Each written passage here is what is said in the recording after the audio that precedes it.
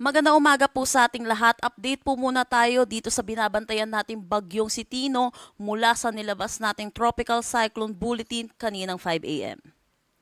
So itong si Bagyong Tino ay nananatili sa typhoon category at ito'y huling namataan over the coastal waters ng San Francisco, Cebu. May taglay na lakas na hangin na 150 kilometers per hour at pagbugso na umaabot ng 205 kilometers per hour. Ito'y kumikilos westward sa bilis na 25 kilometers per hour. Ngayong araw, inaasahan natin buong Pilipinas ay makakaranas ng maulap na papawirin na may mga pag-ulan dulot po ng iba't ibang weather system natin. Inaasahan po natin yung shear line or yung salubungan ng mainit at malamig na hangin ay magdadala ng mga pag-ulan dito sa may Metro Manila, Calabarzon at yung mga karatig lugar din po natin. Hindi po bagyo ang nagpapaulan po ngayong araw dito po sa atin sa Metro Manila. Meron din tayong northeast monsoon na umiiral dito sa may Northern Luzon at inaasahan din natin posible rin itong magdala ng mga kalat-kalat na pag-ulan. Meron tayong binabantayan na low pressure area sa labas ng ating Philippine Area of Responsibility. Ito'y huling namataan sa ilayong 2,165 kilometers east ng northeastern Mindanao. Sa ngayon po, mataas na yung tsansa neto na maging isang ganap na bagyo within the next 24 hours or ngayong araw, pero wala pa rin naman po itong magiging direktang epekto sa anumang parte ng ating bansa ngayong araw at hindi rin natin inaasahan na papasok ng PAR within the next 24 hours. So sa ngayon, dito po tayo magpo-focus sa bagyong si Tino.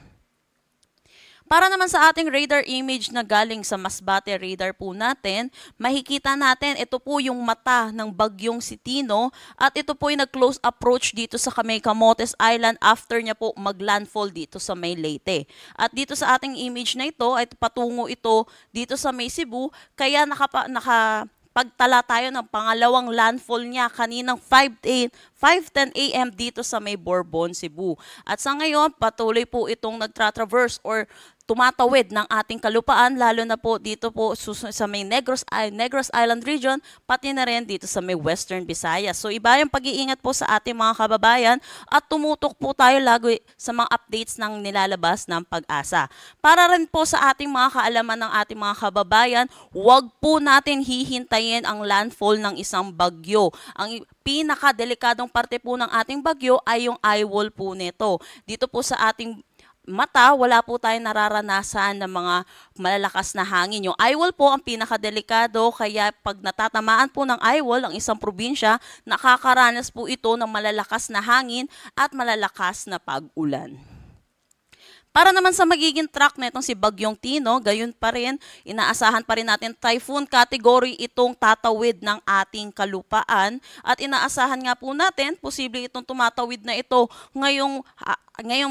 habang ngayon dito sa may Negros Island region, pati na rin dito sa may Western Visayas.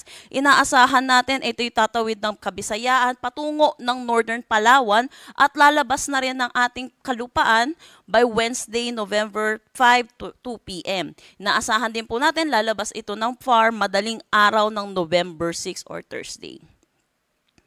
Para naman sa ating tropical cyclone wind signal number 4, ito po ay dito sa may western at southern portion ng Leyte, northern at central portion ng Cebu, pati na rin sa kasama ang Camotes Island at Bantayan Islands, northeastern portion ng Bohol, northernmost portion ng Negros Oriental, northernmost portion ng Negros Occidental, Guimaras, central at southern portion ng Iloilo, pati na rin sa may southern portion ng Antique. Kung makikita po natin, kung maalala po natin mga nilabas po natin tropical cyclone wind signal, dahil po sa pagtawid netong si Bagyong Tino, nababawasan na po yung ating tropical cyclone wind signal number 4 dito po sa kanyang dadaanan, lalo na po dito sa may Eastern Visayas, pati na rin dito sa may Caraga region. Pero inaasahan po natin, posible pa po itong madagdagan, itong number 4 po natin habang nababawasan, habang palapit po ito dito sa may Palawan area natin. Signal number 3 naman dito po sa may Cuyo Islands, pati na rin sa may southern Leyte, central at eastern portion ng Bohol, northern portion ng Negros Oriental, central portion ng Negros Occidental, rest of Iloilo, southern portion ng Capiz, at central portion ng Antique. Signal number 2 dito sa southern portion ng Masbate, southern portion ng Romblon, southern portion ng Oriental Mindoro, southern portion ng Occidental Mindoro, northern portion ng Palawan kasama na ang Calamian Islands, at central at southern portion ng Eastern Samar, central at southern portion ng Samar, pati na rin sa nalalabing bahagi ng Leyte. Dito sa may Biliran, rest of Bohol at rest of Cebu, central portion ng Negros Oriental, rest of Negros Occidental, Siquijor, rest of Capiz, Aklan, rest of Antique kasama na ang Kaluya Islands, Dinagat Islands, Surigao del Norte kasama na ang Siargao, at Bukas Grande Islands pati na rin dito sa may Camiguin. Signal number 1 naman dito sa may Albay, Sorsogon, rest of Masbate kasama ang Ticao at Burias Island, southern portion ng Quezon, southern portion ng Marinduque, rest of Romblon, Oriental Mindoro at Occidental Mindoro, central portion ng Palawan kasama na ang Cagayancillo Island, northern Samar, rest of Eastern Samar, Samar, Negros Oriental, northern portion ng Surigao del Sur, northeastern portion ng Agusan del Sur, Agusan del Norte, Misamis Oriental, northern portion ng Bukidnon, northern portion ng Misamis Occidental, at northeastern portion ng Zamboanga del Norte.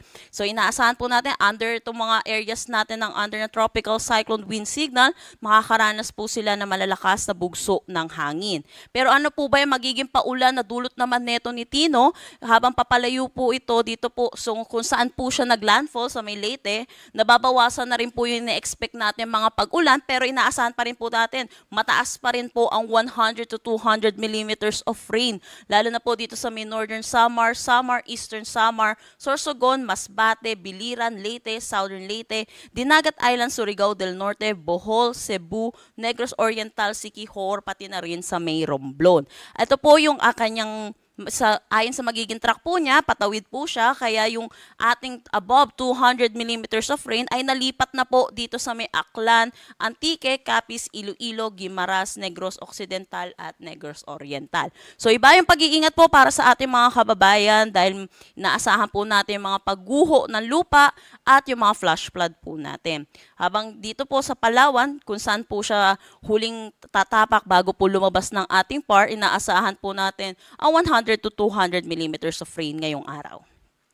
Bukas naman po, habang papalayo na itong si Tino sa ating kalupaan, nababawasan na rin po yung mga pag-ulan na nararanasan po natin. Kung makikita natin dito sa ating weather advisory, meron tayo dito sa may Aurora at Quezon, pati na rin dito sa Batangas, dulot po ito ng shear line. Ito pong nandito po sa Mimaropa area, pati na rin dito sa may Visayas, ay dulot ito ng si Bagyong Tino. At inaasahan po natin, habang papalayo po siya, meron pa rin tayo may tatala na 100 to 200 millimeters of rain dito sa may Occidental Mindoro, Antique at Palawan. So yun po, iba yung pag-iingat po lalo sa ating mga kababayan. Sa Thursday po, November 6, yun po, shear line na lamang po ang magdadala ng mga significant rainfall dito sa may Aurora at Quezon. Para naman sa daluyong na dala neto ni Bagyong Tino, inaasahan natin more than 3 meters dito sa may southeastern southern portion ng Eastern Samar, western portion ng Samar, eastern portion ng Leyte, eastern portion ng Southern Leyte, Dinagat Islands, Siargao, Bukas Grande Islands, Surigao del Norte. So yung mga kababayan po natin na nakatira po sa ating coastal areas, mag-ingat po tayo or sakali lumikas na po tayo at makinig po tayo sa ating mga local government units. Huwag po natin kakalimutan yung ating mga vulnerable section, yung mga senior citizen po natin at yung mga PWD po natin. Sa ngayon, meron pa rin tayong nakataas na gale warning dito sa buong Visayas natin at ilang bahagi ng Bicol region, gayon din dito naman sa may Cagayan. Ito po sa Cagayan, dulot ito ng bugso ng northeast monsoon at dito naman sa may Bicol region at Visayas, dulot ito ng bagyong si Tino. Iba yung pag-iingat po para sa ating mga kababayan, mangingisda at may mga sasakyan malit pandagat. Huwag po muna tayong pumalaot dito po sa mga nasabi po nating seaboards.